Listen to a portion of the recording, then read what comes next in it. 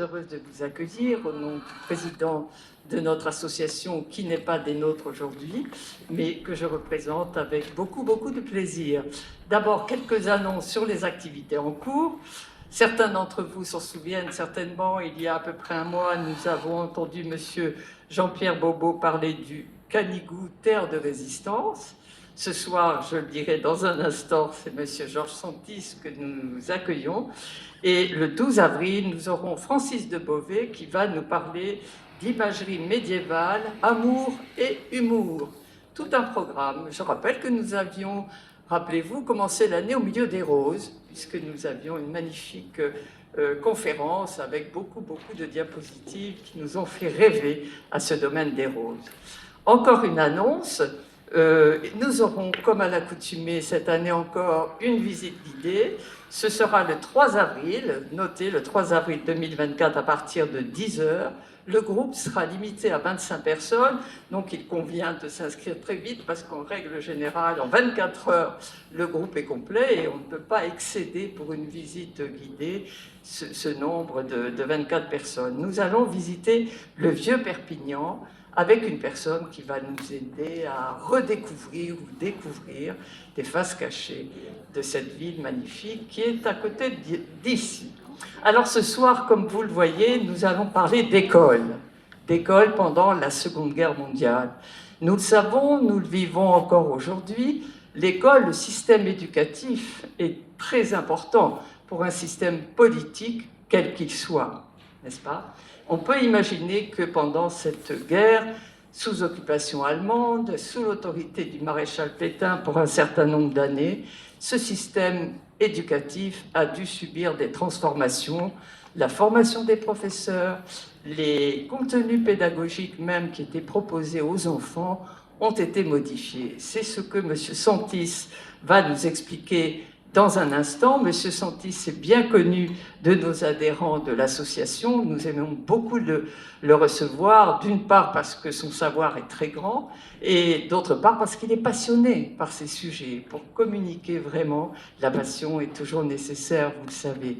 Donc M. Santis est titulaire de 2 thèses, l'une et l'autre, je crois, consacrées à la Seconde Guerre mondiale, notamment aux questions de la résistance, mais il m'a précisé tout à l'heure que dans sa prime jeunesse, il avait commis aussi un mémoire de maîtrise qui était dévolu au commerce maritime dans le Roussillon au XVIIIe siècle. Voilà. Je lui cède maintenant la parole en le remerciant en votre nom à tous déjà d'être des nôtres. À vous. Le plaisir que je réponds à nos amis de la Côte Vermeille. Et aujourd'hui, vu le nombre de cheveux blancs qu'il y a dans la salle, je crois que nous allons replonger dans notre folle jeunesse, puisque le système scolaire des années 39-45 va perdurer, on va dire, jusqu'aux années 60. Alors, l'école pendant la Deuxième Guerre mondiale, eh bien, elle a connu, j'allais dire, 3 systèmes politiques.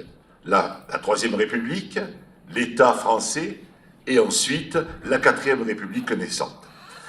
Mais le problème, c'est que les institutions, le mammouth, comme a dit un certain rigolo, le mammouth, eh bien, il est lent à évoluer, et donc vous allez voir que je vais longuement vous parler de l'école en 39, parce que tout simplement, eh bien, les évolutions seront légères pendant les années qui vont suivre.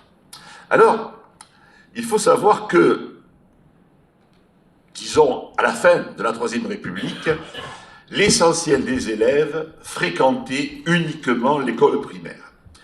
Cette école primaire, eh bien, en 1937, il y avait peu d'élèves en maternelle, c'était encore tout nouveau, et ça concernait essentiellement la ville de Perpignan et les grandes villes du département. Il y avait en gros moins de 3000 élèves en école maternelle. Par contre, il y avait 26 000 élèves dans le primaire. Et pour instruire cette trentaine de milliers de jeunes, il y avait en 1942 1 millier d'enseignants. Donc si vous voulez, il y avait en gros un enseignant pour 30 élèves. Et c'est peut-être aussi grossi par la guerre. Sur ces 1000 enseignants, il y avait 2 tiers de femmes, 1 tiers d'hommes. la mobilisation ayant creusé quelques vides dans les rangs des instituteurs. Alors, il y a quelque chose d'amusant, c'est qu'à l'obligation pour les parents d'envoyer leurs enfants à l'école, correspondait en miroir l'obligation pour l'État de fournir des écoles à proximité du lieu d'habitation des enfants, car on allait à l'école à pied. Et ça a duré longtemps. Dans les années 60, mes amis qui habitaient aux Basses, alors je ne sais pas si vous voyez les Basses, c'est le gros de l'étang de Canet, et entre Canet et Saint-Cyprien. Et là, il y a un village de pêcheurs. Et dans les années 60, une famille de pêcheurs y habitait à l'année, et donc les filles, à pied, tous les jours, faisaient les 4 km aller, les 4 km retour par un chemin de sable, car la route n'existait pas, pour se rendre des Basses jusqu'à l'école de Canet Village. Alors là, vous avez l'école de la Bastide. Alors la Bastide, c'est au milieu de nulle part. Je veux dire, quand vous êtes à la Bastide, il ne vous reste plus qu'à grimper le Canigou. Vous voyez, petite école, la Bastide, c'est 208 habitants, petite école, classe unique, logement de l'instituteur. Et Louis Torquatis, dont j'évoquerai régulièrement la vie, Louis Torquatis, son premier poste, c'est à Soto. Alors personne dans cette salle n'est jamais allé à Soto. À la limite, quand vous montez à Mont-Louis, vous passez à Fetch qui est sur la route. Soto, c'est au-dessus. Et c'est à 6 km à l'époque par un chemin de terre de Mont-Louis. Et donc il est à Soto. Soto, 240 habitants, oui. Mais à mon avis, à Soto, le nombre de personnes âgées était très important, puisqu'il n'avait que 3 élèves. Et un jour d'inspection, il adorait la musique, il fait chanter ses élèves un canon à 4 voix. Et la 4e voix, c'est sa jeune épouse qui l'a fait. Voilà. Et donc, on envoyait les instituteurs à la montagne. Comme je disais avant, dans les années 60-70, on envoyait les professeurs de lycée dans le nord de la France. Et puis, par gravité, tout le monde descendait. Et on va le voir que, petit à petit, Louis Torquatis va descendre vers la plaine. Et alors, cette obligation, ça allait très loin, parce que dans ce département, voilà, dans ce département, nous avons des mines d'altitude, Bater, Velmania, et le pire du pire, c'est Porté, c'est-à-dire une mine qui est au-dessus de la route, puis Morez, enfin le passe de la Case. Vous voyez, c'est vraiment là, perdu, on ne sait où. Et donc, il y avait les mineurs qui logeaient sur place. Et donc, il y avait un instituteur dans ces mines. Il y avait aussi des instituteurs dans les grands masses de la plaine. En particulier, entre Sals et Rivesaltes, il y avait des classes uniques avec un instituteur pour quelques élèves. Alors, évidemment, dans ces petites classes, c'était mixte. Mais évidemment, vous remarquez tout de suite qu'on sépare le bon grain de l'ivraie. Hein, et il y a un passage, large passage, entre les garçons et les filles. Par contre, en ville, la mixité, la séparation des garçons et des filles, et dans les gros villages, était systématique. Alors, la blouse. Alors, c'est pas un uniforme, la blouse. La blouse, c'est tout simplement parce que vous avez tous écrit avec la plume sergent-major, l'encrier rempli d'encre sur le bureau, ça coulait, ça éclaboussait. Et donc, à l'époque, les mères, elles allaient laver les vêtements au lavoir du village. Hein. Et donc, pour un peu simplifier l'activité des mères de famille, pour simplifier la vie des mères de famille, ben, la blouse grise était obligatoire. Pour les internes, mon épouse qui a été interne beaucoup plus tard, elle portait la blouse également pour ce même genre de raison. Et on en changeait 1 fois par semaine. Et même les instituteurs portaient la blouse. Alors vous remarquerez que dans cette photo, tous les élèves n'ont pas la blouse. Hein. C'est laissé à l'appréciation d'ingénieurs des familles. Je ne sais pas moi si j'ai porté la blouse, j'ai pas eu le sentiment de l'avoir tellement portée. Mais c'était beaucoup plus tard, et voilà. Et donc, à 11 ans, les instituteurs présentaient leurs meilleurs élèves. Attention, ils ne présentaient pas tous leurs élèves à l'école, au certificat d'études. Alors ça, c'est le certificat d'études de mon père. Moi, je l'ai accroché dans mon bureau, à côté de mon diplôme de doctorat de 3e cycle. Mon doctorat fait la moitié de ça. C'est un document grisâtre, nul, alors que vous remarquez un peu la beauté de ce diplôme. qui vous montre l'importance sociale de ce diplôme, qui est le certificat d'études dans les années 30 et un peu au-delà. Alors,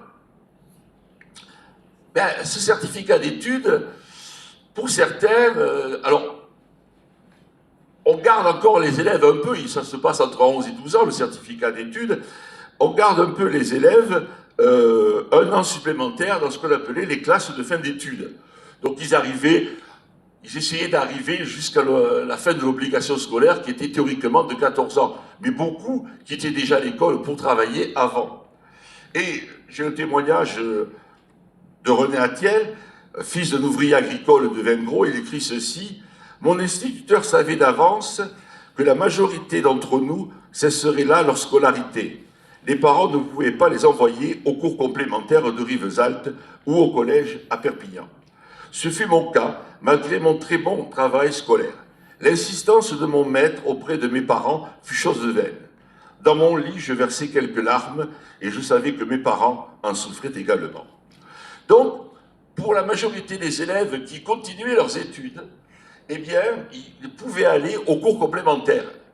Mais il y avait déjà une énorme déperdition entre la classe de fin d'études et le cours complémentaire. Tout simplement parce que le cours complémentaire était situé au chef-lieu de canton. Pour vendre, par exemple, c'était à Rivesaltes. C'était à Argelès.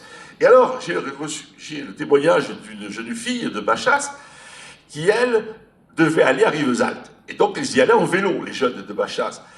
Et pour les parents, que déjà les garçons et les filles soient mélangés pendant le trajet, c'était déjà très très limite. Et que les filles fassent du vélo, alors là, c'était quasiment, pas scandaleux, mais presque.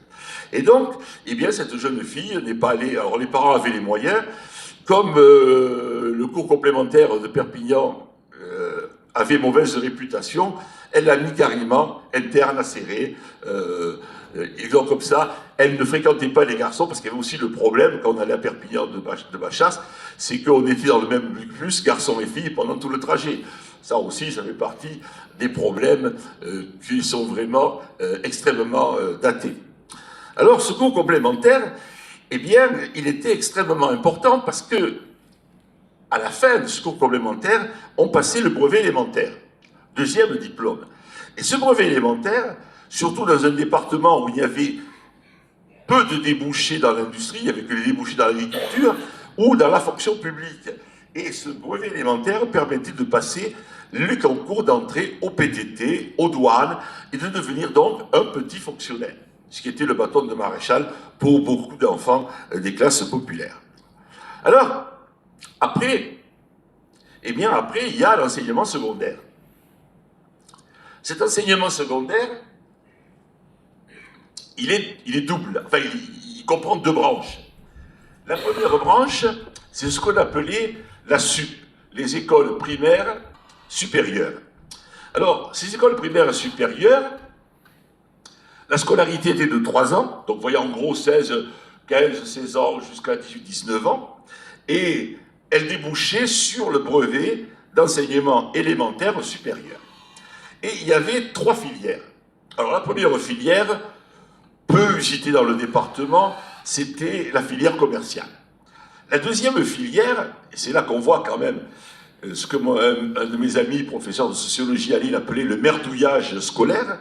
La deuxième filière, c'était la préparation aux arts et métiers. Et donc, en sortant de l'école primaire supérieure de Perpignan, on pouvait rentrer à l'école des arts et métiers d'Aix-en-Provence et sortir avec le diplôme d'ingénieur. Aujourd'hui, pour faire une école d'arts et métiers, il vous faut un bac S, plus 2 années de classe préparatoire et un sacré concours. Et donc, la troisième filière, c'était l'école normale. Et vous avez donc ici un cours complémentaire, c'est dans une grande ville, je n'insiste pas. 1936, c'est la grande période de la scolarité qui se prolonge réellement. Et puis, vous avez ici, eh bien, l'école supérieure de garçons de Perpignan, qui est située, comme par hasard, à la jonction de 2 quartiers populaires, le quartier Saint-Jacques et le quartier Saint-Mathieu. Et juste à côté, vous avez l'école normale des garçons. Et cette école normale des garçons, Louis Torcatis l'a fréquentée, Et à l'école normale, les garçons portaient l'uniforme. Alors, attention, l'école normale, c'était un tout petit noyau d'élèves. Si je prends le concours d'août 1939, il y a 90 candidats pour 17 places. Et à la même époque, à l'école normale de filles, il y avait en tout pour les 3 années 37 filles. Donc là aussi, c'était vraiment des concours très très sélectifs qui se posaient à l'époque.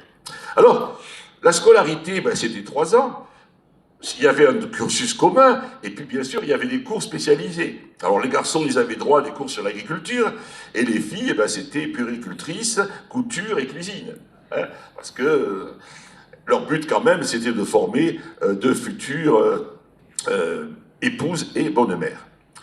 Alors, l'autre branche du secondaire, eh bien, c'est le collège. Les collèges et lycées. Alors à Perpignan, on avait 2 collèges. Il y avait un collège de jeunes filles qui était situé juste derrière l'école primaire supérieure, dans l'ancien couvent des Augustines Saint-Sauveur.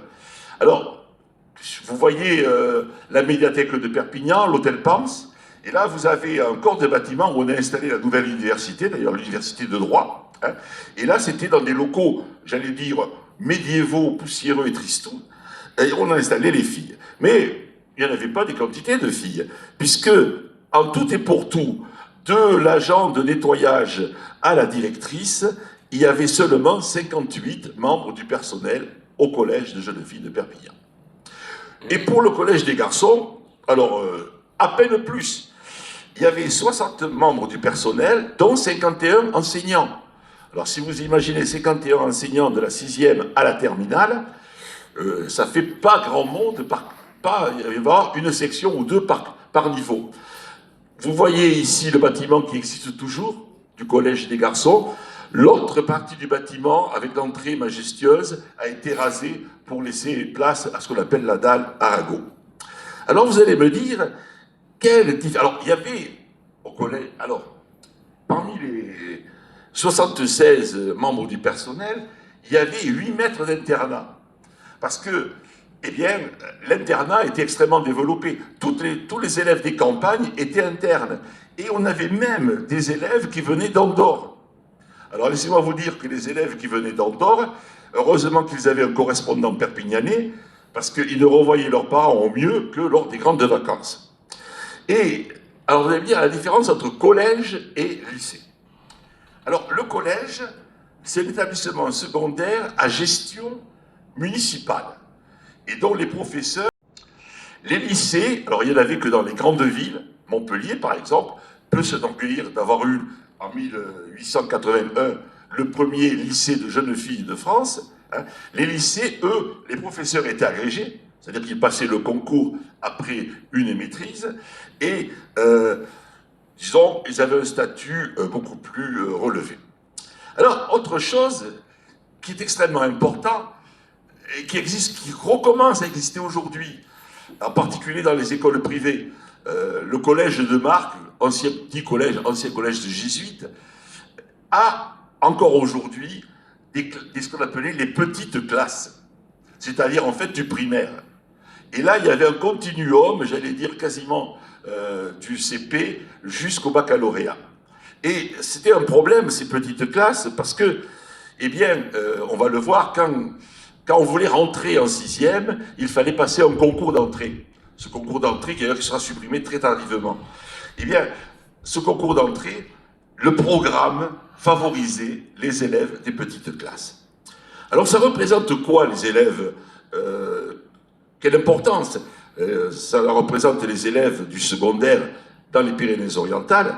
Eh bien, au niveau des collèges, ça fait 3% des élèves, contre 7% au niveau national. Et si vous ajoutez aux collégiens les élèves des écoles primaires supérieures, plus les élèves des écoles normales, vous arrivez à un peu moins de 8%. Autrement dit, vous voyez que nous sommes dans un système où extrêmement, pas élitiste, où les diplômes ont une très grande valeur, car ils sont extrêmement rares. Alors, comment expliquer cette ségrégation sociale? Parce que les enfants qui fréquentent le collège, c'est les enfants de la bourgeoisie perpignanaise et des grands propriétaires terriens des alentours. Alors, d'abord, je vous dis, il y a le concours d'entrée qui favorise les élèves. Deuxièmement, il y a les frais de scolarité qui ne seront, l'école, le collège et le lycée ne seront gratuits qu'à partir de 1933. Ensuite, eh bien, il n'y a pas d'uniforme, ça aussi c'est un mythe.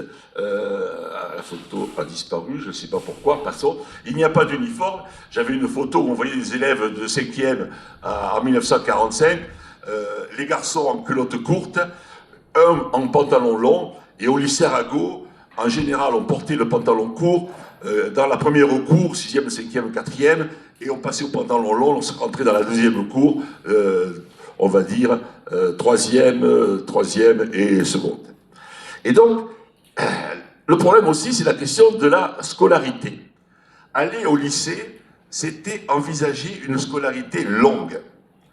Et je prends un exemple personnel, moi je suis né en 48, et donc j'allais au groupe Jean Alliot. Alors vous voyez, le groupe Jean Alliot, c'est à côté de la place Cassagne. Et donc mon instituteur, parce que je préparais que l'année avant, la 6e, notre instituteur, pour nous préparer à ce fameux concours, nous faisait venir tous les jours 1 heure à l'avance pour approfondir les questions et être au niveau des enfants des petites classes. Et mes parents vont le voir en lisant, on inscrit soit en moderne, en latin, en moderne moins classique. Et la réflexion de cet instituteur, il lui dit, écoutez, vu que vous êtes des petits fonctionnaires, il ne fera pas des études longues. Et donc, faites-lui faire la section moderne. Alors, vous voyez comment, le tri se faisait à tous les niveaux à l'école à l'époque. Alors, là, je termine là-dessus. Le baccalauréat a longtemps été le premier diplôme universitaire. Et ce n'est qu'en 1927, oui, c'est tardif, qu'il va devenir le baccalauréat de l'enseignement du second degré. Ce qui fait que, malgré cela, malgré ce changement d'étiquette, pendant encore des années, ce sont les facultés de lettres et de sciences qui vont organiser le baccalauréat, les épreuves du baccalauréat. Et je me souviens être allé pour l'oral du baccalauréat à la faculté de Montpellier. Ce qui était déjà aussi un choc de sortir de Perpignan, de s'aventurer en train jusqu'à Montpellier. Alors il y avait un tout petit enseignement privé. Quand j'ai tout petit, c'est numériquement, ça représente à peine 4% des élèves, avec 2 écoles secondaires phares, Saint-Louis de Gonzague, qualité relativement médiocre, ce qui fait que les parents qui voulaient que leurs enfants se fassent réellement des études les envoyaient à Sorèze, dans l'Aude, à la limite de la Haute-Garonne. Et il y avait une école pour jeunes filles de bonne famille, alors ça j'en ai connu quelques-unes, maintenant, alors ce qui était amusant, si vous voulez, c'est que maintenant était au pied de la cathédrale de Perpignan. Et donc il y avait un lien étroit entre les deux, et donc ça vous donnait une clientèle de jeunes filles de bonne famille qui étaient là en attendant de se fiancer. Alors, le baccalauréat vous permettait d'entrer en faculté, mais attention, 1930, 78 000 étudiants pour toutes les facultés, toutes les matières, toutes les écoles d'ingénieurs de France. Et ça monte doucement, en 1945, à 97 000 étudiants. Alors ça monte un peu, ce qui fait qu'à Montpellier, par exemple, au lendemain de la Libération, on va construire une nouvelle université de lettres en centre-ville, qui va devenir très vite, disons, surchargé. Alors, ce système scolaire, il est doublement contesté. Il est contesté à droite, parce que la droite n'a jamais accepté la loi de séparation des églises et de l'État, et elle combat vigoureusement l'école de la gueuse, comme ils disent, c'est-à-dire de la République. En 1934, le maréchal Pétain écrit un texte dans lequel il dénonce, alors là je vais aller lentement parce qu'on va retrouver ça mis en pratique quelques années plus tard, la survalorisation par l'école laïque de la formation intellectuelle au détriment de l'âme et de la personne, Les connaissances livresques étaient à l'origine de la dégénérescence du peuple, entraînant l'esprit de jouissance et, j'allais dire, de futilité. Et alors, il dénonce la laïcité vigoureusement parce qu'elle dit elle est à l'origine du déracinement des générations d'écoliers, les privant de leur lien à leur terroir et à leurs croyances ancestrales. Voilà. Ça, c'est les critiques formulées par la droite à l'école laïque. Et à gauche, eh bien, à gauche, vous avez un courant animé par les syndicats, en particulier le SNI, qui souhaite remplacer le système bicéphale, école primaire supérieure pour les enfants du peuple, lycée pour les enfants des élites sociales, par une école unique. Et Langevin, qui a terminé professeur au Collège de France, Langevin, lui, rêvait d'un système unifié, accessible à toutes les classes de la société. Alors, il critiquait également les modalités de la pédagogie. Il trouvait que l'enseignement, en particulier scientifique, était trop dogmatique. Il plaidait pour des méthodes plus inductives et pour un enseignement des humanités modernes. Alors, c'est quoi les humanités modernes? Eh bien, c'est-à-dire l'introduction des sciences et des techniques dans le socle commun des connaissances. Et en plus, il s'intéressait à des nouvelles approches pédagogiques telles celles de Célestin Freinet et de l'école moderne. Alors, Célestin Freinet, voici son, si je peux dire, sa statue, statifiée en bro. Ça se trouve à au musée de l'école de la République à Perpignan. Je vous conseille vraiment tout ce que vous allez voir comme image vient de là. Et Célestin Freinet est un pédagogue catalan. Alors, il est né en 1859, vous voyez, dans une Espagne extrêmement traditionnaliste et extrêmement livrée à des tensions très très fortes, tant sur le plan idéologique que politique. Alors lui, c'est un libre penseur, un franc-maçon et un libertaire. On peut dire qu'il accumule un certain nombre de tares aux yeux de l'Église catholique locale. En particulier, il est pour la mixité à l'école. Alors ça a dû, à mon avis, faire grincer bien des dents. Pour la transmission d'un enseignement rationnel, l'autonomie de l'élève, l'entraide des élèves en classe. Aussi, suite à la grève générale et aux émeutes qui ont éclaté à Barcelone en 1909, il va être condamné à mort par un tribunal militaire et exécuté. Alors, l'héritage de l'œuvre de Francisco Ferrer va inspirer un grand pédagogue, disons, de la Première Guerre mondiale. Il s'agit de Célestin Freinet, qui était instituteur à Saint-Paul-de-Vence. Alors, je vous parle de Saint-Paul-de-Vence,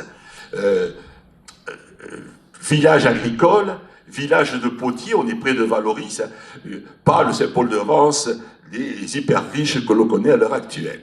Et donc, avec l'aide de son épouse, parce que parlons toujours des épouses quand même, avec l'aide de son épouse, en collaboration avec un réseau d'instituteurs à travers la France, avec l'appui du journal L'École émancipée, qui était l'organe de la Fédération unitaire de l'enseignement. Alors je rappelle que après la guerre, il y a éclatement de la SFIO, mais il y a également éclatement de la CGT, et que les communistes minoritaires à la CGT sortent de la CGT, sont exclus de la CGT et vont fonder la fédération, le syndicat, la CGT unitaire. Et donc, il va mettre en place une série de techniques pédagogiques. Alors, premier point, c'est la liberté de création de l'enfant. C'est ce que j'appellerais les textes libres, les dessins libres, la correspondance interscolaire, le tout imprimé et avec fabrication de journaux de classe, journaux d'école. Et là, vous avez une imprimerie avec des plombs. Vous imaginez un peu le travail pour mettre en forme, hein, les problèmes de correction orthographique. Enfin, et à côté, un des journaux qui a été tiré, malheureusement, celui-là a été tiré un peu après la guerre, hein, mais peu importe. Vous voyez ce genre de journaux qui étaient diffusés ensuite aux écoles partenaires. J'ajouterai que enquête lors des classes promenades, travail de groupe, création de coopératives. C'est-à-dire que c'est vraiment une ouverture, c'est l'émancipation, enfin la participation de l'élève, la créativité de l'élève qui est encouragée, Et c'est l'ouverture sur le monde à travers des échanges scolaires, mais à travers aussi des sorties, ce qui, à mon avis, à l'époque, et même aujourd'hui, devient de plus en plus compliqué. Et donc, c'est un militant engagé politiquement, il était membre du Parti communiste, syndicalement, et son idée, c'était que l'école était un moyen de progrès et surtout d'émancipation sociale. Alors, Freinet, les théories de Freinet vont avoir un écho chez certains instituteurs. Et c'est le cas, par exemple, d'Aimé Delmas, qui avait gardé un mauvais souvenir de l'école normale, monde clos à l'enseignement traditionnaliste. Alors, je ne sais pas si vous avez vu, c'est passé à une heure pas possible sur Arte, un reportage sur l'école. Et où on montrait très bien la rupture qu'a été pédagogiquement et moralement la Première Guerre mondiale. Avant la Première Guerre mondiale, les écoles normales fabriquaient des instituteurs, hussards de la République, qui étaient là pour imposer le français comme langue nationale, et qui étaient là à travers les bataillons scolaires. Alors si vous allez au musée de l'école, il y a un râtelier de fusils en bois d'un bataillon scolaire d'une école de Saint-Paul-de-Fenouillet pour préparer les élèves à la revanche et à la récupération de l'Alsace-Lorraine. Là, la boucherie de 14-18, auquel les instituteurs, on les payait un prix très lourd, parce que c'était les cadres de l'armée, hein, les cadres inférieurs de l'armée, mais les cadres de l'armée, eh bien, va entraîner chez un certain nombre d'instituteurs une réflexion critique, à la fois sur cette exaltation patriotique et sur, j'allais dire, quelle pédagogie pour quels élèves. Et c'est à ce moment-là qu'émerge Célestin Freinet et le groupe de l'école moderne.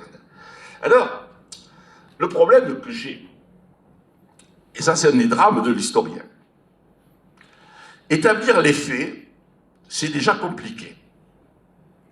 Mais ce qui est encore plus compliqué, et là ça demande un travail de bénédictin, c'est d'établir la proportion entre les faits. Ces instituteurs dont je vous parle, et dont je vais vous parler encore à travers la personne de Louis Torquatis, qu'est-ce qu'ils représentent réellement par rapport à l'ensemble des enseignants des Pyrénées-Orientales? Voilà. Est-ce que Louis Torquatis est représentatif ou est-ce que c'est l'arbre qui nous cache la forêt?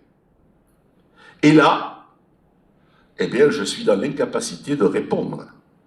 Parce que si nous avons une super biographie de Louis Torquatis, si nous avons quelques biographies courtes rédigées par André Balède pour le Métro, c'est-à-dire le dictionnaire biographique du mouvement ouvrier, nous sommes et la proportion. Voilà. Et donc, si vous voulez, ce que je vais vous dire maintenant, est-ce que c'est l'exceptionnel? Est-ce que c'est la moyenne? Voilà. Je crains de dire, enfin, je pense que c'est un peu l'exception. Mais ça, c'est autre chose. Alors, eh bien, Louis Torquatis, c'est l'archétype de ces instituteurs imprégnés des conceptions de l'école moderne. Et lui, il va utiliser l'imprimerie, bien sûr, la radio, alors c'est le moyen moderne d'écoute, également les disques, le cinéma, et c'est le début du cinéma, j'allais dire 16 mm, et les brochures de la bibliothèque du travail. Alors ça, c'est quelque chose d'extraordinaire, les brochures de la bibliothèque du travail. C'est des instituteurs qui vont rédiger sur un thème très, très ponctuel. Par exemple, je ne sais pas moi, les transports au Moyen-Âge, la charrette au Moyen-Âge, les transports terrestres au Moyen-Âge, qui vont rédiger un ensemble de documents avec une présentation très accessible pour que les élèves puissent travailler sur ces documents et produire un travail individuel ou de groupe en général.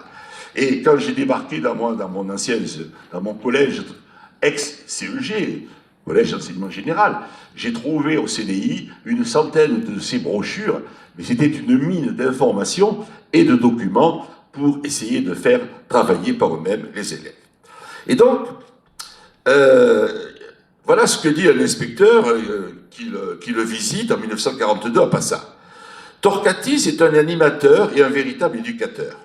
Il stimule l'émulation par la formation de groupes, La coopérative a été renflouée et est très prospère.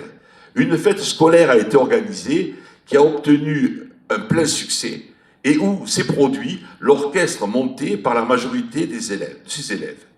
Cet orchestre obtient de remarquables succès. C'est très bien. Tous les matins, explications et commentaires d'une pensée morale. En résumé, M. Torquatis fait marcher de pair l'œuvre éducative et le développement intellectuel. Et là, vous voyez l'importance qu'attache Louis Torquatis au travail de groupe sur document. Mais si Torquatis s'inspirait des pratiques de Freinet, eh bien, il les adaptait à sa personnalité. Alors, par exemple, Torquatis est un maître directif, contrairement à Freinet, qui était beaucoup plus, j'allais dire, beaucoup plus ouvert, peut-être aussi parce que Freinet était un grand blessé de guerre 14-18. En plus, autre aspect vraiment très personnel chez Torquatis, c'est sa passion pour la musique, qui fait que le chant et la pratique instrumentale ont une place extrêmement importante dans son enseignement. Et alors non seulement il fait chanter, il fait jouer, il apprend aux élèves la musique, il les fait jouer d'un instrument, mais il crée des chansons. Et alors là, vous avez à côté, alors ça je vais m'attendre un instant, si vous regardez tout à fait en haut, cette page sort d'une revue qui s'appelait L'Éducateur prolétarien. Déjà, vous voyez là, idéologiquement, c'est bien connoté. Ça, c'est la revue de Célestin Freinet. Disque du CEL. CEL, c'est Coopérative de l'éducation laïque. Bien. Et si vous regardez la première ligne, vous avez chant scolaire, le sonneur, poésie de Parsuire, je vous dis que c'était Parsuire, les marteaux, musique de Torquatis. Et si vous regardez tout en bas, mouvement rythmique, quadrille enfantin, alors vous avez le quadrille enfantin, et en dessous, petit pantin, musique de Louis Torquatis. Et cette coopérative a publié un recueil, alors, dont le titre me met en joie, mais vraiment, parce que c'est un peu ma conception aussi de l'enseignement, c'est recueil de chansons pour rendre l'école gaie aux enfants du peuple. Rendre l'école gaie. Aujourd'hui, pour faire bon genre, on dirait attractive, je ne sais pas ce qu'on emploierait, mais je préfère l'école gaie, une école où on va volontiers pour faire des choses ensemble. Et musique de Torquatis, poème de Parsuire, un de ses condisciples à l'école normale de Perpignan. Alors, une chose aussi qui a beaucoup changé, malheureusement, c'est la présence des instituteurs dans la vie locale. Je dirais que ça a beaucoup changé parce que j'ai une nièce qui est professeure des écoles, alors pourquoi pas. Et quand elle a pris son poste, son inspecteur lui a dit « Surtout, n'habitez pas là où vous enseignez. » Voilà. Ça, c'était une directive officielle, n'habitez pas là où vous enseignez. Alors que ces instituteurs de la Troisième République, qui vivent au milieu de la population, en osmose avec la population, avec parfois des conflits, parce que des conflits, il y en a eu, eh bien, ils jouaient un rôle essentiel dans les villages. Souvent, ils étaient secrétaires de mairie dans les petits villages, mais surtout, c'était les animateurs de la vie culturelle. C'était les seuls animateurs de la vie culturelle. Quand Louis Torquatis, qui arrive de Soto, il descend petit à petit, par gravité, et il arrive à Montalbán-le-Château. Alors, Montalbán-le-Château, c'est 150 habitants. Mais il devait être plus jeune, puisque eux, il avait 22 élèves, pas 3 élèves. 22 élèves, classe unique. Alors, je ne vous dis pas le travail que c'est une classe unique, le nombre de cours qu'il faut préparer tous les jours. Eh bien, il est inspecté. Et voilà ce que dit l'inspecteur. Il détaille les œuvres supplémentaires. Il emploie le mot supplémentaire. J'ajouterai bénévole et non payé, du jeune Torquatis. Bibliothèque scolaire et post-scolaire, c'est-à-dire ouverte aux gens du village. Cours pour les adultes, parce que vous avez dans ce département, il y a eu en gros jusqu'à 40%, avant 1939, avant la retirade, 40% d'Espagnols. Et donc ces Espagnols venaient d'une Espagne extrêmement arriérée. Donc la plupart des ouvriers agricoles espagnols étaient analphabètes. Et donc lui, il crée des cours pour adultes. Achat d'un poste de TSF et d'un projecteur de cinéma. Alors je l'ai, le projecteur de cinéma, voilà le petit projecteur de cinéma 16 mm, avec lequel il organise des soirées populaires. Et quand il est à Pilla, eh bien, on sort les habitants de Pilla amènent leurs chaises, ils s'installent sous le préau, on tend un drap et il projette avec sa caméra des petits films comiques. Ce n'est pas des chefs-d'œuvre de cinémathèque, mais il crée une animation. Et il organise également des récitals de chant et de musique. Il est né en quelle année, Torquati? Il est né un peu avant 14. Je vais pas... Puisqu'il est sorti de l'école normale en 1900, et il est né en 1900. Bon, il est né en 1900, il sort de l'école normale en 1921, et son premier poste après le service militaire, 1926. 1926 dans les années. Alors, ces enseignants, en plus, eh bien, c'est ça qu'on voit la différence. Quand les jeunes hommes sortaient de l'école normale, eh bien, la plupart d'entre eux partaient à l'école d'officiers de réserve de Saint-Marsan. Alors là, ils avaient un privilège. Au lieu de faire 2 ans de service militaire, ils faisaient 1 année. Et ils sortaient officiers de réserve. Après, par la suite, ils avaient toute une série de périodes de réserve, de réservistes. Hein. C'était sérieux. Ce qui fait qu'en 1939, 50% des officiers de réserve sont des instituteurs. Et c'est là qu'on voit la différence. Bon, passons. Par rapport à la génération suivante, c'est que moi, j'ai été seconde de classe dans un régiment du train avec enthousiasme et joie. Mais ça n'a pas d'importance. Alors, ils sont au contact de la population. Ils sont, j'allais dire, et ils voient les problèmes de la population. C'est comme ça que vous avez un dénommé Fernand Beillard, qui est nommé à Saint-Laurent-de-Cerdan. Il sort de Perpignan, il monte à Saint-Laurent-de-Cerdan, et là, Saint-Laurent-de-Cerdan, il découvre quoi? Il découvre une ville où les gens sont tisserands, où les gens fabriquent des espadrilles, ils sont ouvriers, où il y a un mouvement coopératif extraordinaire, à Saint-Laurent-de-Cerdan et dans Sault-Vallespire, et où il y a un mouvement socialiste important. Et résultat des courses, eh bien, il va adhérer à la SFIO en 1928, et il va faire campagne pour les municipales. De même, Louis Torquatis, quand il est à Pilla, il va descendre encore un peu plus bas, quand il est à Pilla, il adhère en 1936 au Parti communiste, il sera le secrétaire de la cellule locale, il sera un responsable départemental, et chaque semaine, il sort dans le Travailleur catalan une rubrique extrêmement poursuivie, parce que non seulement elle est bien écrite, mais elle est d'un humour absolument décapant. Alors, le problème, c'est que ces instituteurs, eh bien, malgré leur sensibilité sociale, malgré leur engagement social, ne jouent aucun rôle politique au niveau municipal.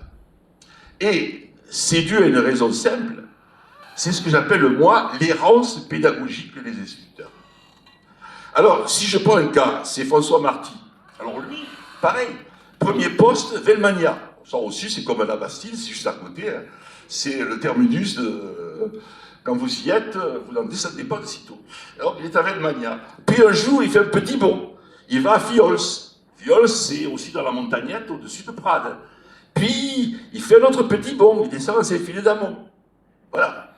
Il descend vers la plaine, progressivement. Mais ces changements successifs font qu'il n'est jamais présent avant les élections municipales, et donc, aucun instituteur dans ce département n'est conseiller municipal. Les seuls élus, ce sont à Perpignan des profs de l'école supérieure, de la SUP. Voilà. Et il n'y a qu'un conseiller général, le conseiller général, oui, c'est le surgé, le surveillant général du lycée Arago à Badi. Alors, j'insiste pas là-dessus, sur le rôle dans les mouvements syndicaux, les mouvements anciens combattants, mais les divisions entraînées par les questions politiques, et là j'ai un chiffre. Enfin un chiffre. Vous savez qu'en 1938, fin 1938, il y a eu une grève contre les décrets droits d'Aladier. Et dans le département, sur le millier d'enseignants, il y a eu 40 grévistes. Voilà. Alors, c'est vrai qu'il y avait eu réquisition, c'est vrai qu'il y avait eu des pressions gouvernementales très fortes, mais voilà la réalité des chiffres. Il y a 40 instituteurs fortement engagés à gauche dans le département en 1938. Alors ça c'est donc Louis Torquatis, un officier, hein, il est lieutenant de réserve. Et passons maintenant à la jeunesse. Alors la jeunesse, elle a peu de loisirs. Parce que beaucoup travaillent et très tôt. Et à l'époque, c'était pas les 35 heures. Donc, les loisirs, c'était uniquement le dimanche. Et ceux qui vont à l'école à la SUP, enfin à la SUP, eh bien, ils aident leurs parents, soit à cultiver, soit à travailler dans leurs ateliers ou ailleurs. Et donc, si vous voulez, les jeunes ont peu de loisirs. Ce qui fait que, eh bien, vous avez ici, il y avait une troupe de scouts catholiques sur Perpignan, hein, mais vous remarquez d'abord que l'encadrement, il n'est pas jeune. Là aussi, la notion de jeune, on devenait jeune très tard. Hein, et on restait jeune longtemps. On ne devenait citoyen qu'à 21 ans. J'ai été citoyen le jour où j'ai eu ma licence. D'accord? Et donc, vous remarquez que cet encadrement de scout, on ne peut pas dire que c'est des gamins. Alors, autre aspect, les équipes de sport. Mais là aussi, c'est l'équipe de rugby de Saint-Gaudéric, quartier de Perpignan. On ne peut pas dire non plus que ce soit des jeunes. Et donc, c'est des adolescents, on va dire. On dirait des adolescents aujourd'hui. Et donc, c'est une question qui est très mal connue. Il n'y a personne qui s'est réellement penché sur une étude des clubs sportifs avant 1939, avant-guerre, ou dans les années 50. Alors, 1936, c'est le tout début des colonies scolaires. Et dans le département, il y en a 2 de colonies scolaires, il n'y en a pas 36. Il y a 90 000 habitants, il y a 2 colonies. La ville de Perpignan, socialiste, a une colonie à Pras-de-Moyau. Et vous avez ici la Mauresque, les fameuses jeunesses laïques et républicaines.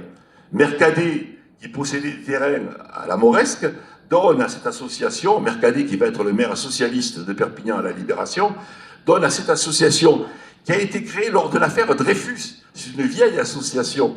Hein, les JLR qui, et par suivre l'instituteur dont je vous parle, qui sera des responsables des JLR, c'est le type même de l'instituteur socialiste et franc-maçon. Hein, voilà. Et donc, les JLR, et donc, c'est 36.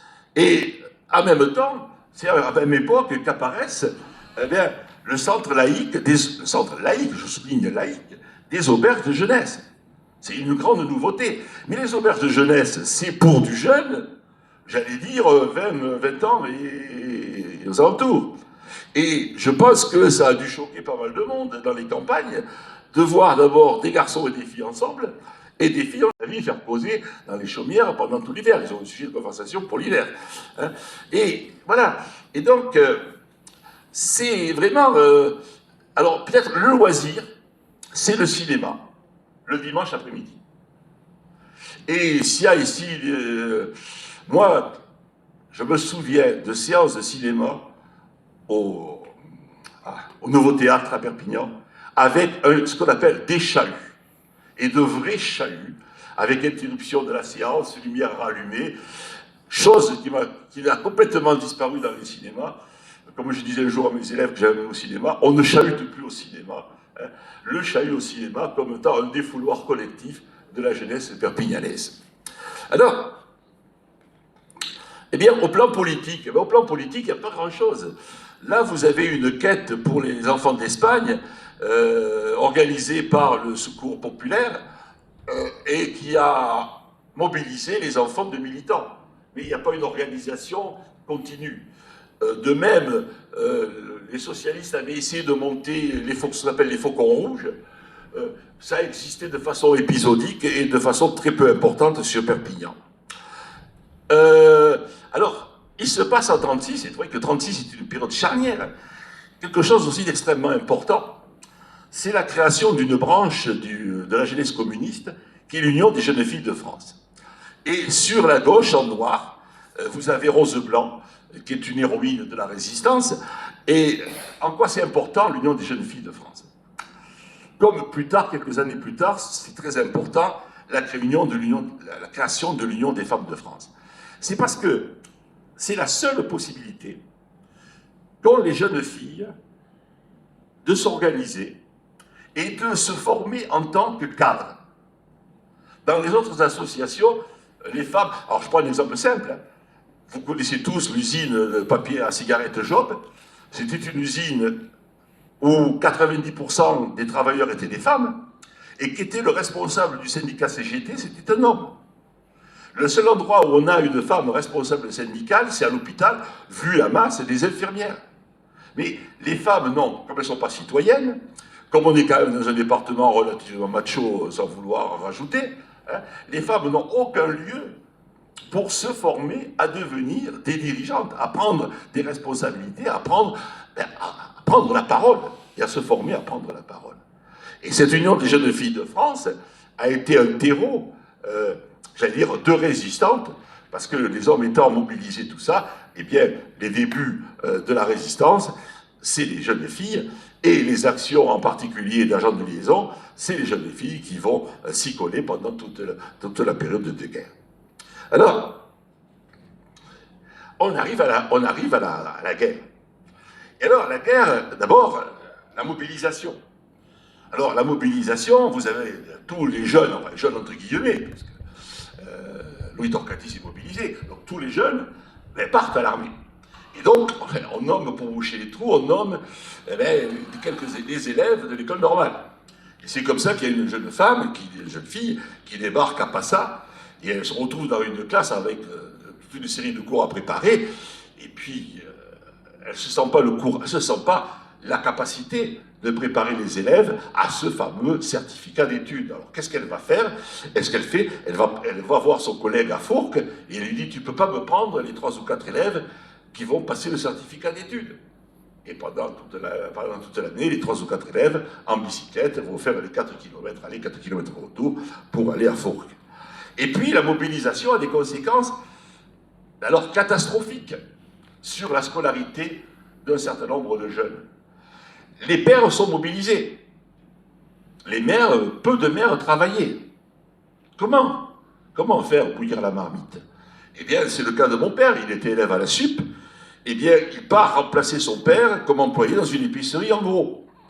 Alors, tout le monde pense que la guerre va être rapide. Ah oui.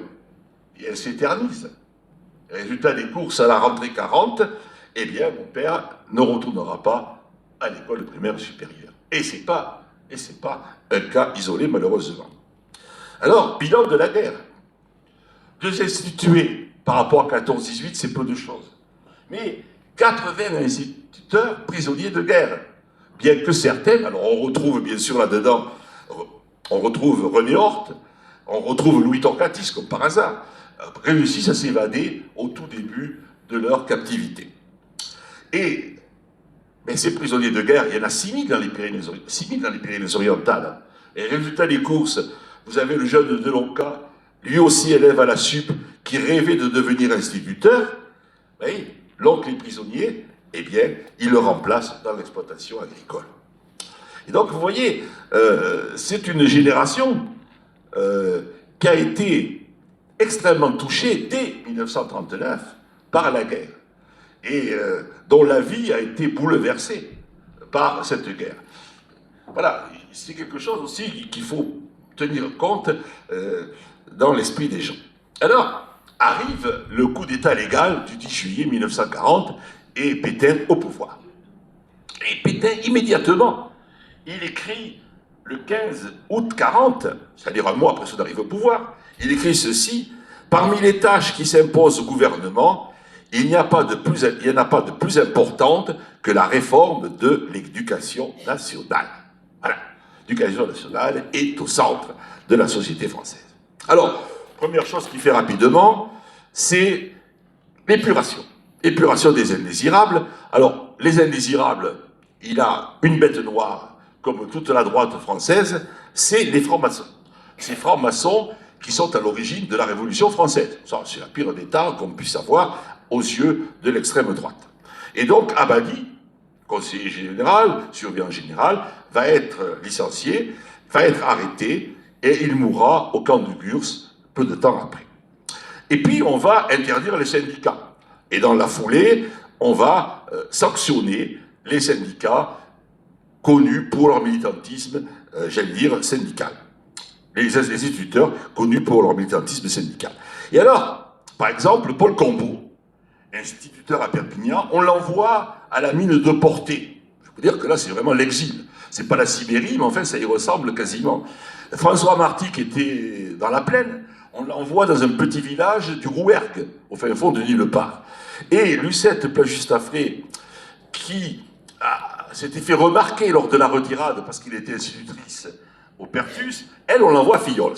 Et voilà ce que lui écrit l'inspecteur d'académie. Alors, c'est un grand morceau de bravoure administrative. Ce n'est pas une mesure de disgrâce. Elle vous introduit simplement dans un milieu nouveau où vous serez connu et jugé que par votre activité professionnelle. Vous laisserez derrière vous un passé résolument et définitivement clos. J'attends que dans votre nouvelle école, vous n'ayez désormais pour guide que le sentiment de la discipline et l'amour fervent de la patrie. Alors, s'il y a un mot qui s'étale dans toutes les publics... Alors, voilà une affiche où vous voyez les ennemis de la France. Alors, évidemment, les francs-maçons, on est en 1941, les francs-maçons, les juifs, et nouveauté, entre guillemets, de Gaulle. Et en 1940, on aurait mis les communistes.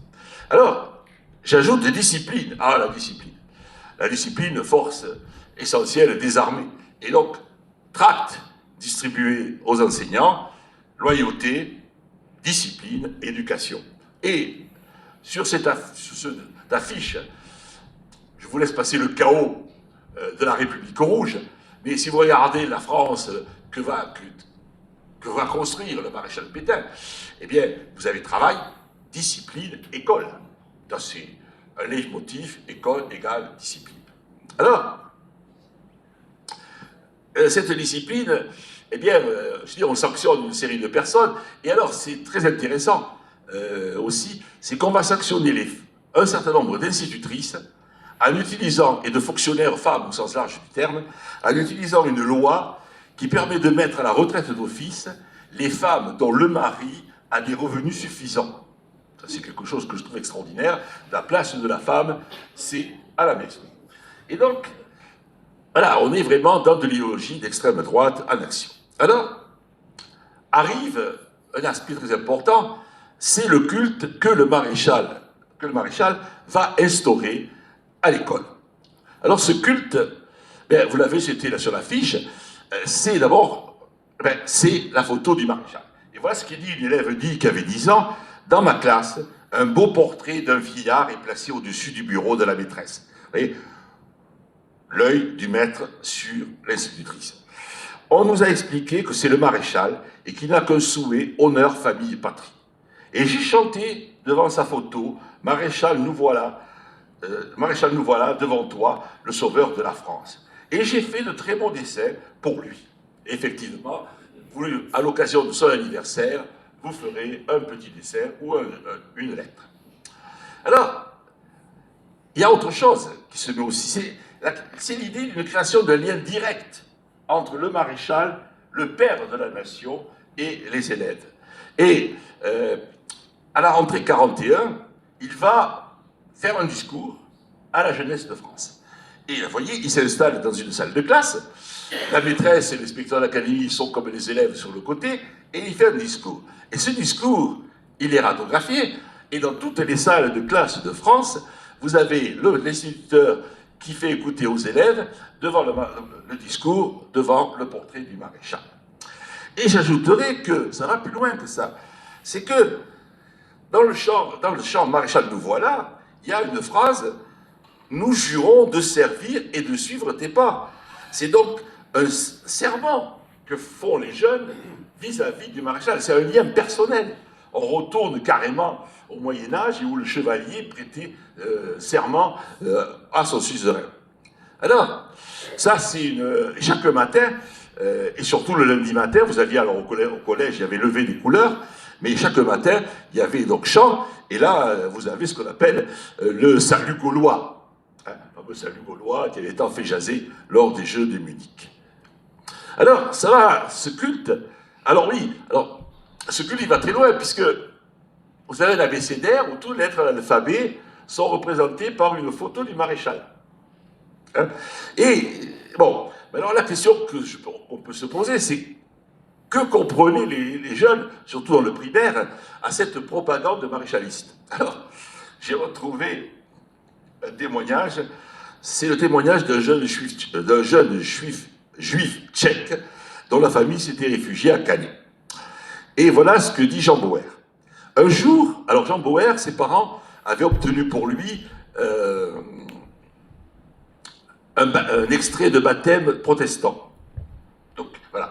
Alors un jour, en rentrant de l'école, j'étais fier de chanter devant la famille l'hymne de Pétain que l'on nous apprenait chaque matin avant de rentrer en classe. Je fus surpris de la réaction de mes parents. Voilà. Et ça peut vous dire aussi, lui, il n'avait pas trop saisi le contenu de ce qu'il chantait. Alors, plus grave, plus fondamental, c'est la remise en cause de la laïcité. Alors, il y a eu un débat, mais alors houleux, quand le gouvernement de Vichy a émis l'idée de réintroduire Dieu dans les programmes scolaires. Alors ce débat, il a tellement été vif que le ministre, il y a eu plusieurs ministres à la suite, c'est comme en 68, je crois qu'on a eu 4 ministres en 4 ans, enfin, il y a eu une succession de ministres de l'Éducation nationale, ça c'était le strapontin de l'extérieur, hein. Et donc le ministre recule, et alors il remplace le mot Dieu par les valeurs spirituelles, la civilisation chrétienne, enfin bon, on essaie de faire passer la pilule, mais bon, ça ne marche pas. Alors, autre recul, on dit, ben voilà, l'enseignement, le catéchisme se fera en dehors de l'école et après l'école. Et Jean Bauer, lui, il fait des jaloux, parce qu'un jour, il va voir le curé de Canet, et il lui dit, mais je suis protestant. Alors, Fadéo, on fuit Satan, et il se fait chasser ignominieusement, tout content. Alors, ses condisciples, à mon avis, l'ont eu très mauvaise. Et enfin, dernier problème, alors c'est la présence de symboles religieux à l'école.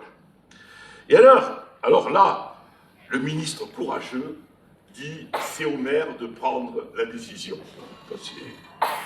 Et alors, j'ai retrouvé un morceau extraordinaire. Je ne me lasse pas de le lire, parce que c'est vraiment quelque chose de fabuleux. C'est des délibérations du conseil municipal de Cornéa-du-Vercol, dont le maire était un Doriola, royaliste notoire, passons. Voilà ce qu'il décide.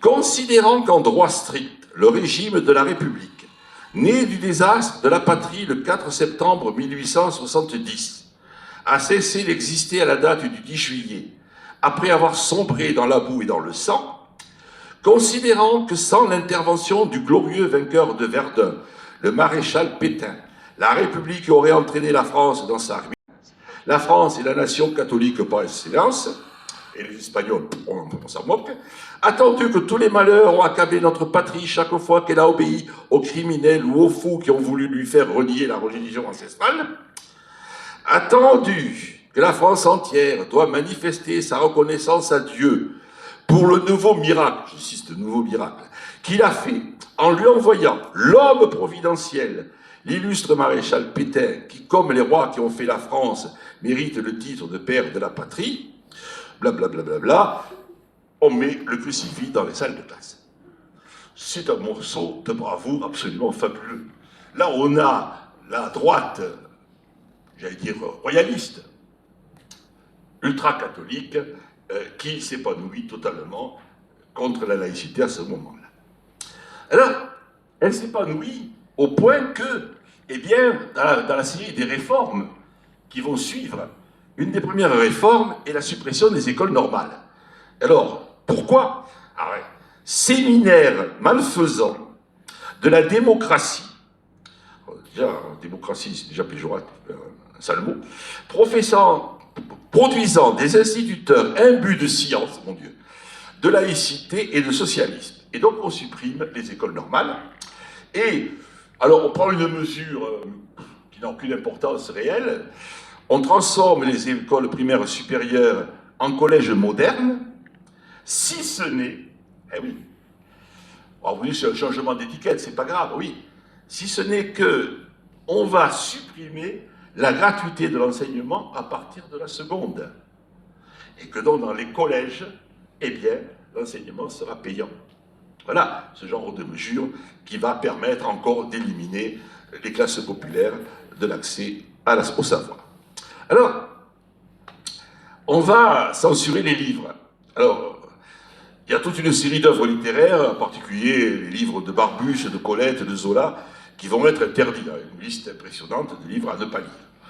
Ouais. Seulement, la réalité est légèrement différente, et j'ai un témoignage sympathique. Un jour, Charles Laubert, c'est en 1941, lisait dans la cour, pendant une récréation, dans la cour du collège Arago, Le blé en herbe de Colette.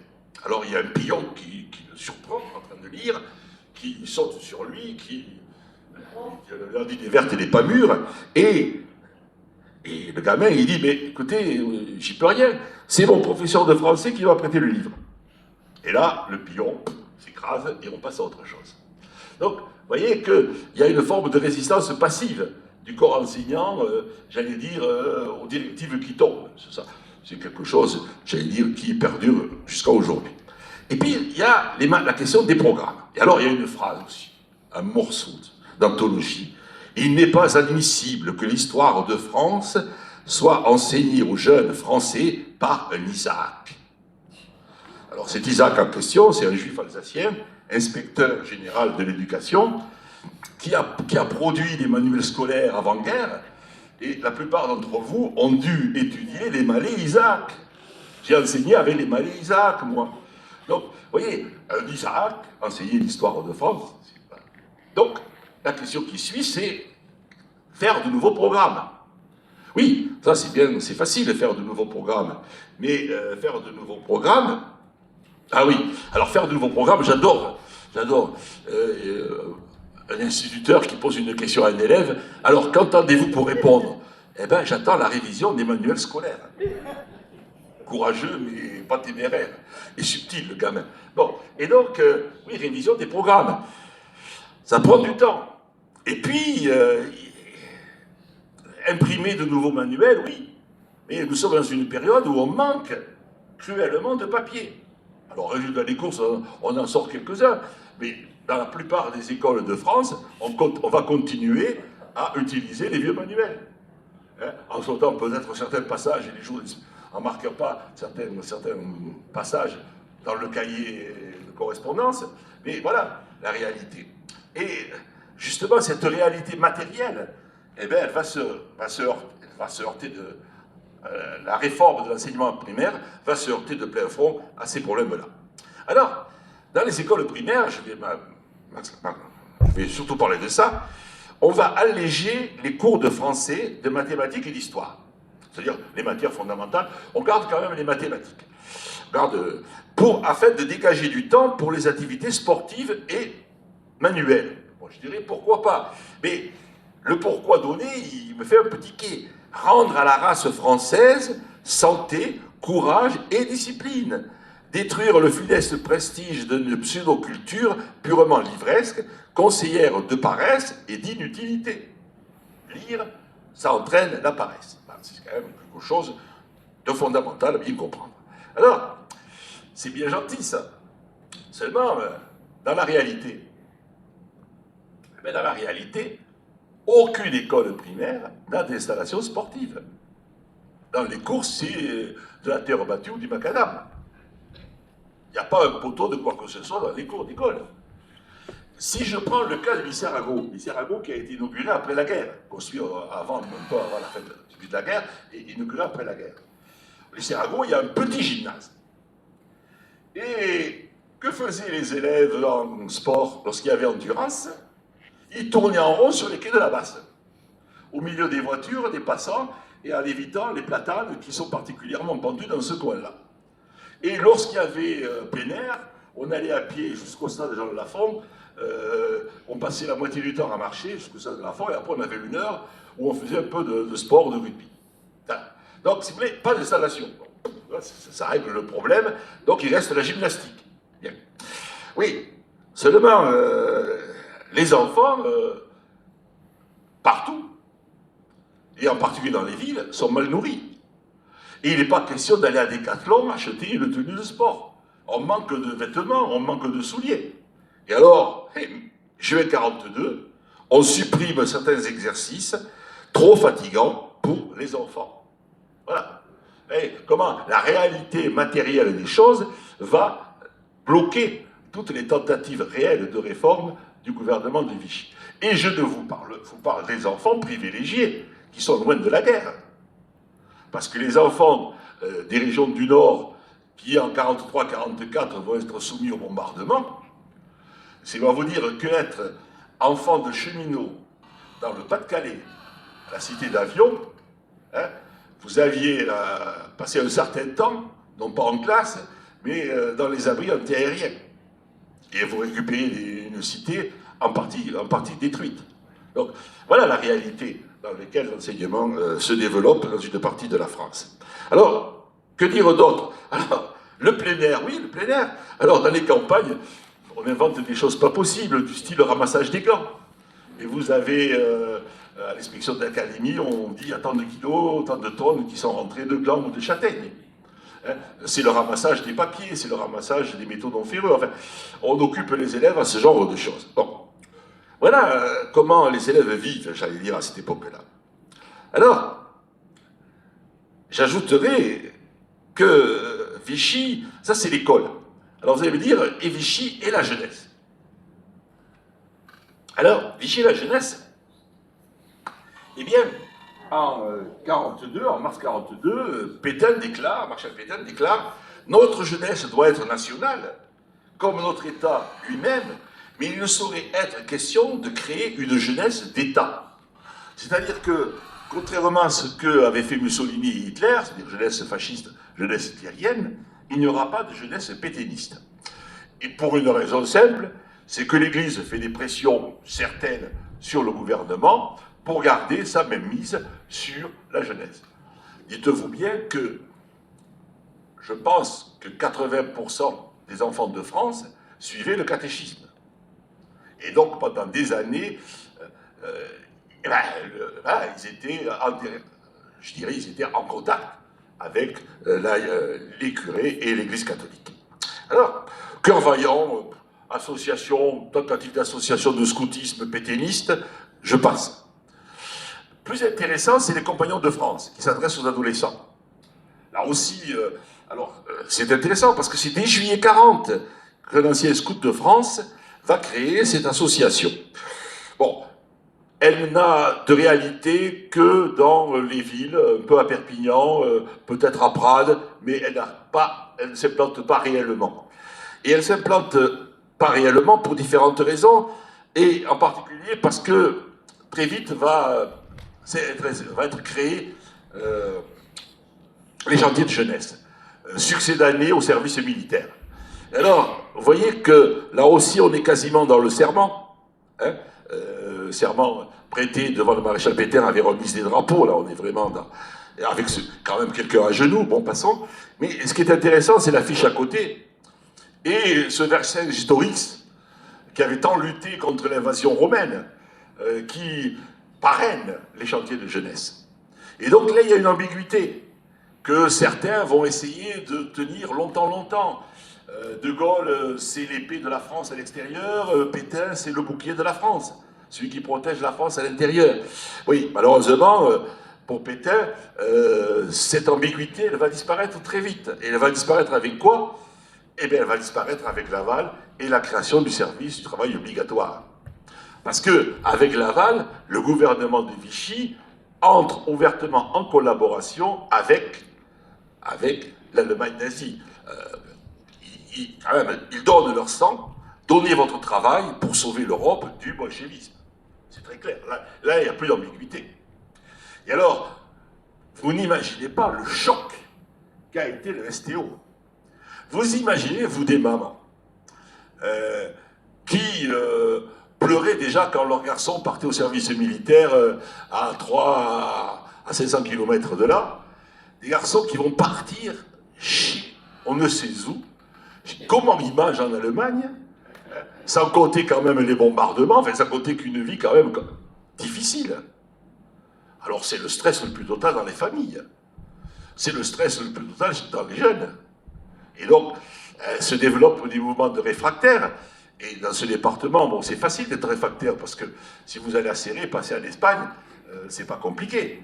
Mais moi, je suis en train de travailler sur les personnes arrêtées entre 40 et 42 et déportées. Ben, je peux vous dire qu'il y a 1 millier de personnes qui sont arrêtées en tentant de passer clandestinement en Espagne. Et que dans ce millier de personnes, je vais calculer le pourcentage de jeunes réfractaires au STO, et vous allez voir que ça représente quasiment 60% des personnes arrêtées et déportées. Donc c'est un choc, le STO. Et donc c'est la fin, j'allais dire, des illusions sur le maréchal Pétain et sa politique en direction de la jeunesse. Alors l'occupation de la zone sud, pour faire rapide, l'occupation de la zone sud, eh bien, elle va entraîner d'abord quelques petits problèmes, du style, bon, ben, les troupes d'occupation s'installent momentanément ou plus longuement dans des écoles à partir de novembre 1941. Alors, c'est la création d'une zone interdite le long de la frontière. Alors, si vous étiez un jeune désiré élève au collège de Perpignan, je peux vous dire que votre vie était très très compliquée. Parce qu'il fallait des papiers spéciaux pour sortir, enfin, il y a des contrôles très sérieux, donc c'était compliqué. Et puis, on va créer une zone le long du littoral, et on va évacuer une partie du littoral. Et on va évacuer une partie, par exemple, tout à l'heure on parlait de la population des jeunes, des élèves de l'école de Port-Vendre, qui ont été déplacés à Serré avec leur maîtresse. D'accord, donc coupés de leurs parents parce que les Allemands ne voulaient plus d'enfants à Port-Vendre. Mais il y a des gens on va inciter les gens à partir du département, en particulier à Perpignan, où les problèmes d'alimentation sont catastrophiques.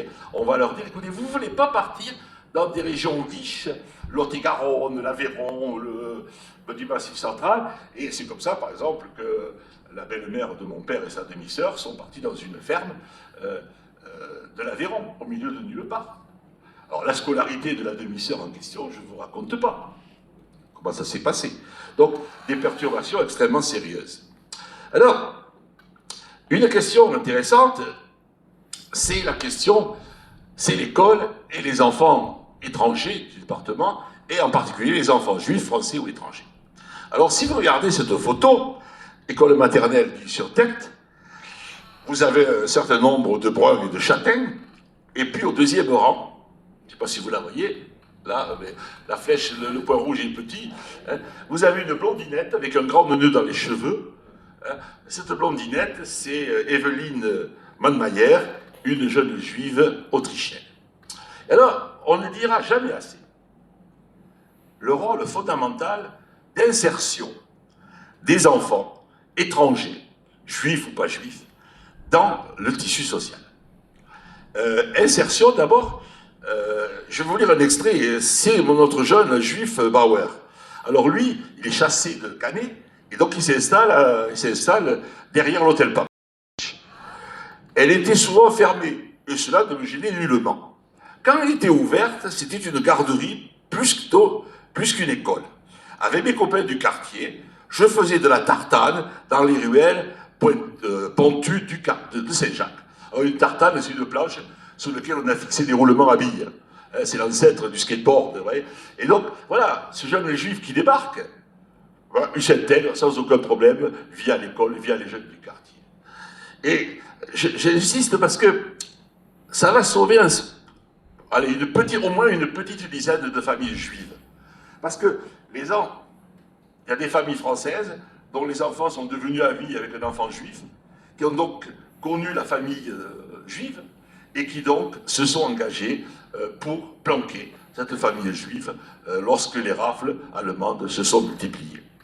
Et donc voilà, cette jeune fille juive, elle fréquente cette classe maternelle, et comme raconte une élève, elle dit ceci: un matin, la porte s'ouvre, 2 hommes rentrent dans la classe, nous balayent du regard, un regard glacial, et demandent d'avoir le registre.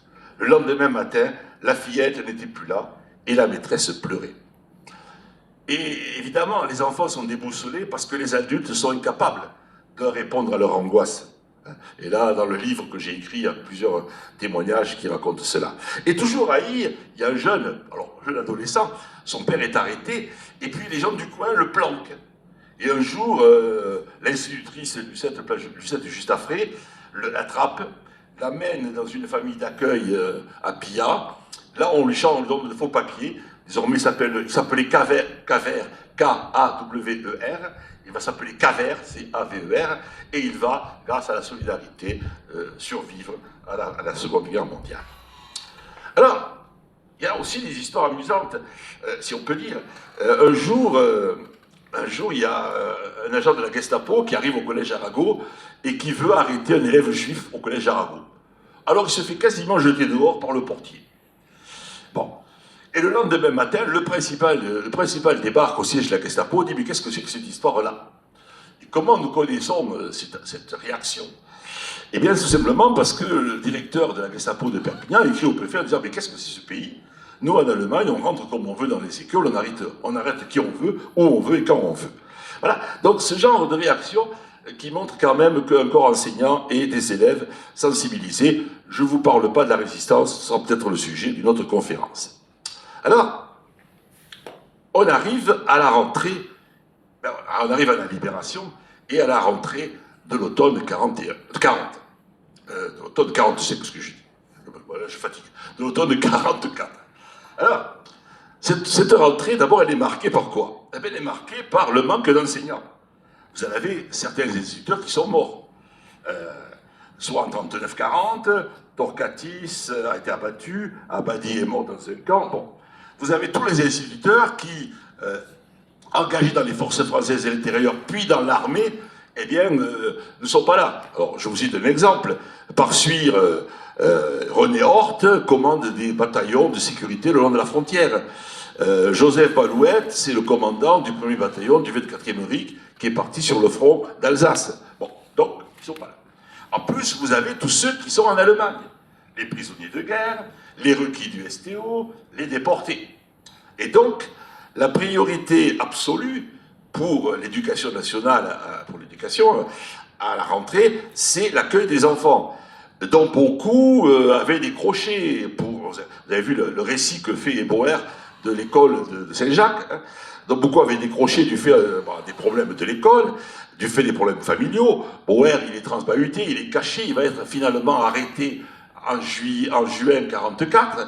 Hein, et il échappe de peu à la déportation, tandis que d'autres se montrent moins assidus dans un climat de liberté revenue. Et alors vous avez ce dessin que j'adore. Hein, que faites-vous si on vous inflige une punition injuste? Je prends le maquis. Voilà. Donc, effectivement, la rentrée, à mon avis, a dû être compliquée.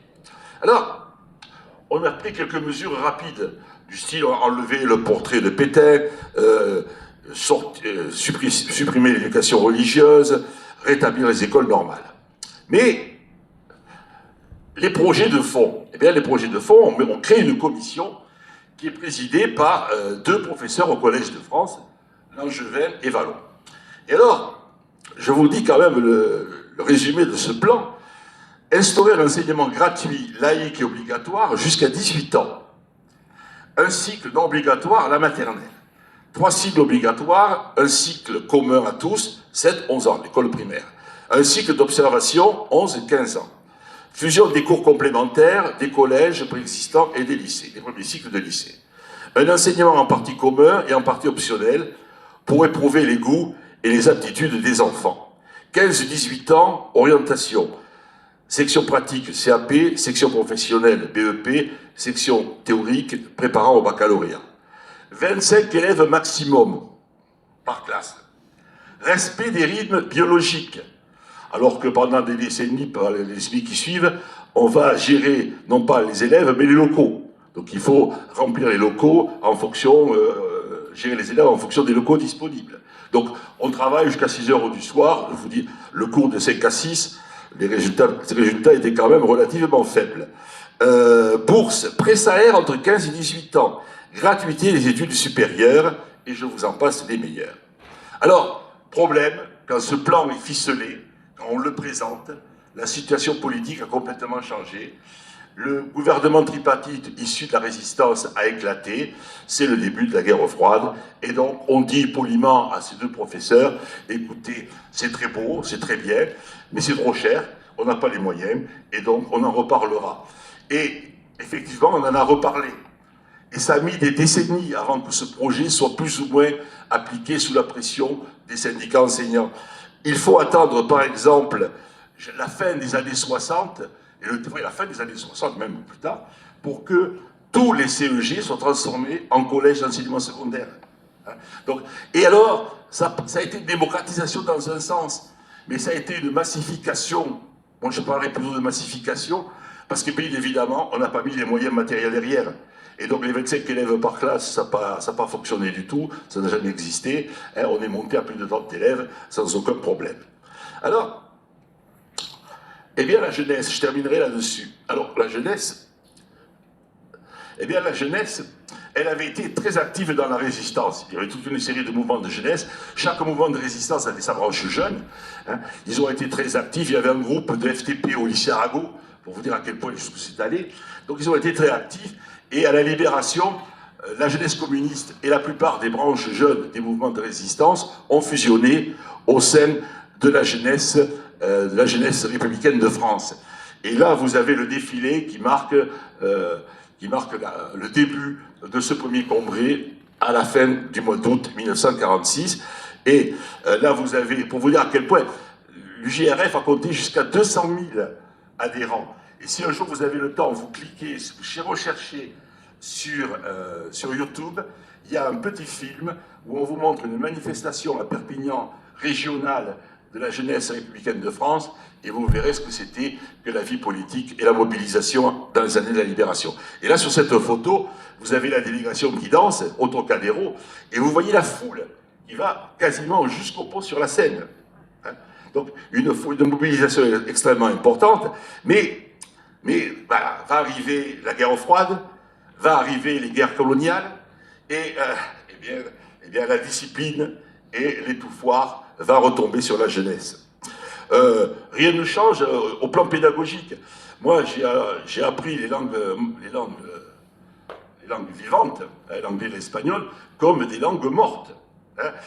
Des traductions, mais alors pénibles, de romans picaresques, à vous dégoûter à jamais de l'espagnol et du roman picaresque, ça je vous le dis. Ou alors traduire un sonnet de Shakespeare, c'est vraiment, là aussi, à vous dégoûter à jamais de la poésie élisabéthaine. Bon, et donc, voilà, non-mixité. Alors la non-mixité, moi je me suis assis à côté d'une jeune fille uniquement sur un amphi à la fac.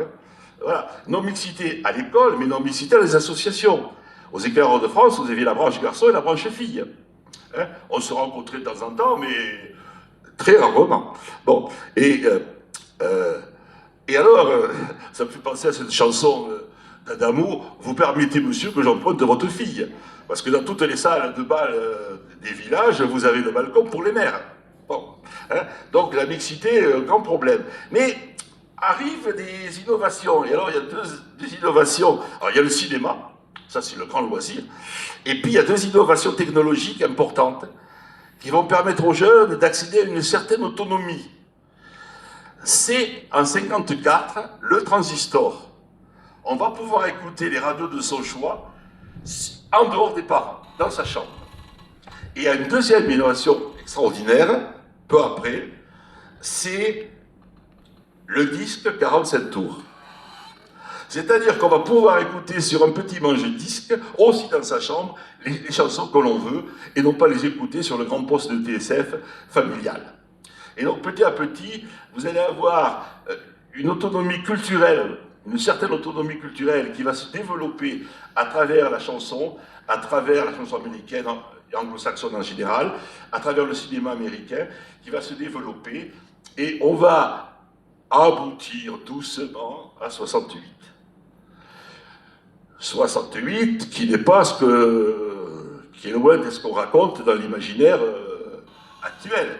J'ai sorti mes archives, parce que j'avais des archives sur mes années, j'avais 20 ans en 68, donc j'avais des archives en tant que responsable de l'UNEF à Montpellier. Je peux vous dire que de nos grandes actions, ça a été l'accès aux cités de garçons et de filles, qui était interdite avant 21 ans. On ne pouvait pas rentrer chez les filles si on n'avait pas 21 ans. Et les filles qui n'avaient pas 21 ans ne pouvaient pas recevoir dans leur chambre. Alors on a fait une action, toute une campagne de mobilisation. Et un soir, nous avons bloqué le portail de la cité U des filles.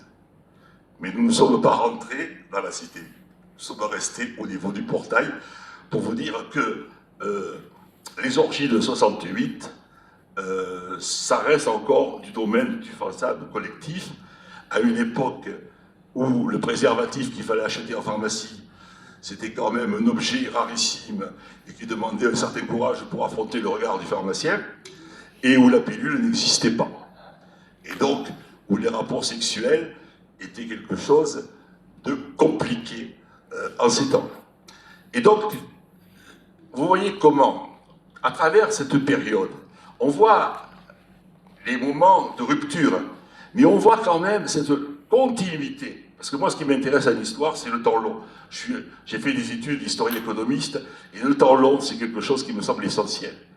Et ce temps long, eh bien, aujourd'hui, dans les années 70, il y a eu une grande rupture importante.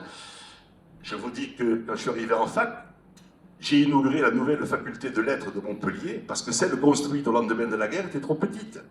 Là, on voit le bond quantitatif. Mais attention, bond quantitatif au détriment de nombre d'étudiants. C'est l'époque où se multiplient les étudiants salariés, les pions, dont la scolarité est quand même extrêmement perturbée par ce travail à mi-temps ou à plein temps, parfois loin de l'université. Et c'était aussi l'une des revendications de 68, cette question des étudiants salariés. Et donc, vous voyez que l'importance de l'école comme un moyen de transformation sociale, mais aussi, j'allais dire, d'éducation. Et comme je disais dernièrement à des enseignants jeunes, c'est beaucoup dire, ils étaient encore en activité, je leur disais, il y a deux choses qui me semblent importantes pour les enseignants en activité. C'est se battre pour une revalorisation des salaires, ça c'est le minimum du minimum, mais s'impliquer de nouveau dans la vie sociale, parce que c'est dans les rapports sociaux que vous redorerez l'image d'un corps enseignant extrêmement abîmé par des politiques ministérielles depuis des décennies. Je vous remercie.